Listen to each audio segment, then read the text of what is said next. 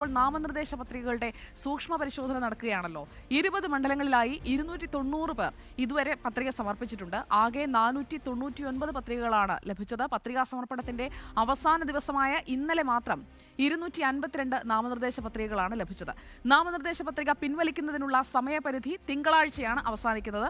തിങ്കളാഴ്ചയെ നമുക്ക് സ്ഥാനാർത്ഥി പട്ടികയുടെ അന്തിമ രൂപം പ്രേക്ഷകരിലേക്ക് എത്തിക്കാൻ കഴിയും. അപ്പോൾ ഇതുവരെ വന്ന പത്രികകൾ ഓരോ മണ്ഡലത്തിലും എത്ര വീതം പത്രികകൾ വന്നു എന്ന് നമുക്കൊന്ന് നോക്കാം. നമ്മളൊരു സൂക്ഷ്മ പരിശോധന അതിൽ പൂർത്തിയാക്കിയിരിക്കുകയാണ്. നാമനിർദ്ദേശ പത്രികകളുടെ സൂക്ഷ്മ പരിശോധന നമ്മൾ നോക്കുമ്പോൾ അതിൽ തിരുവനന്തപുരം മണ്ഡലത്തിൽ 22 പത്രികകൾ, ആറ്റിങ്ങലിൽ 14, കൊല്ലത്ത് 15, പത്തനംതിട്ടയിൽ 10, മാവേലിക്കരയിൽ 14. ഇങ്ങനെയാണ് ആ കണക്ക് പോകുന്നത്. നമ്മൾ മാവേലിക്കരയിൽ നിന്നും നേരെ ആലപ്പുഴയിലേക്ക് വന്നാൽ ആലപ്പുഴയിൽ 14, കോട്ടയം 17, ഇടുക്കി 12, എറണാകുളം 14, ചാലക്കുടി 13. ഇതുവരെ പറഞ്ഞതിൽ പത്തനംതിട്ടയാണ് കേട്ടോ പിന്നിൽ. പത്തനംതിട്ടയിൽ 10 ഉള്ളൂ.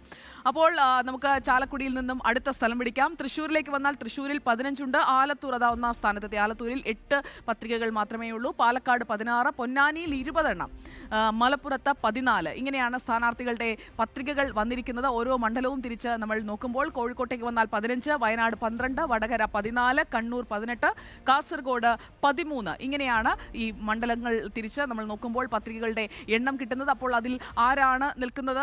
പത്രികകളുടെ എണ്ണം കുറവുള്ളതിൽ ഒന്നാം സ്ഥാനം ആലത്തൂർ മണ്ഡലത്തിലാണ്. മുൻമന്ത്രി കെ രാധാകൃഷ്ണൻ മത്സര രംഗത്തുള്ള, പാട്ടുപാടി ജയിക്കാനായി രമ്യ ഹരിദാസും ഒപ്പം സരസു ടീച്ചറും ഒക്കെ വന്നിരിക്കുന്ന ആലത്തൂർ മണ്ഡലത്തിൽ 8 പത്രികകളാണ് സമർപ്പിച്ചിരിക്കുന്നത്. അപ്പോൾ സൂക്ഷ്മ പരിശോധന പൂർത്തിയാക്കി നമുക്ക് തിങ്കളാഴ്ചയോടുകൂടി പത്രിക പിൻവലിക്കാനുള്ള സമയവും പൂർത്തിയാകുമ്പോൾ എത്ര പേർ യഥാർത്ഥമായി മത്സര രംഗത്തുണ്ട് എന്നുള്ളത് പ്രേക്ഷകരിലേക്ക് എത്തിക്കാം.